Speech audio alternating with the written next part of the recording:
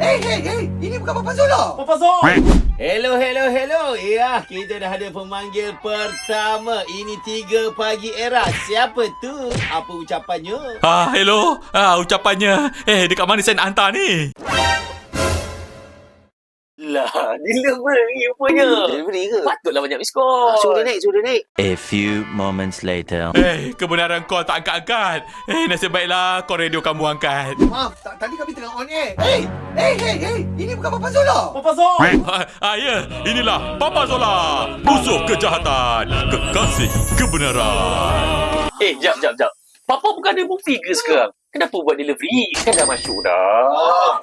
Masuk tak masuk? Sekarang ni tak masuk lagi tau. Kamu order COD, tak bayar lagi. Macam mana nak masuk? Bayar. Bayar. Dia kat aku. Ni dia Papa Zul. Chip the chain. Okey. Terima kasih. Papa gerak dulu ya. Sabar. Relax lo, Papa Zola. Masuk dulu, promote. Kan Papa Zola ada filem baru. Promote? Boleh ke? Okey. Kita kembali bersama dalam 3 pagi era. Nabila Manazah, Jazmi dan juga Radin dan specialnya pagi ni. Ya. Tahu tak kenapa? Kenapa? Kita ada Papa Zola. Hello warga kota.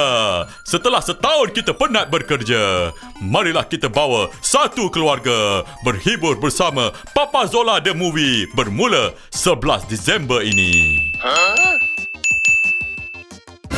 Dah lah. Ada order masuk ni. Jumpa di Pawagam Tata Tiki Tutu. Kebenaran gerak dulu. Beli tiket lebih dari satu. I love you. Bye. Kita perlu selamatkan Fitri. Dan ekstrak keluar Power Merah Cibubur. Apa jadi kat kita ni?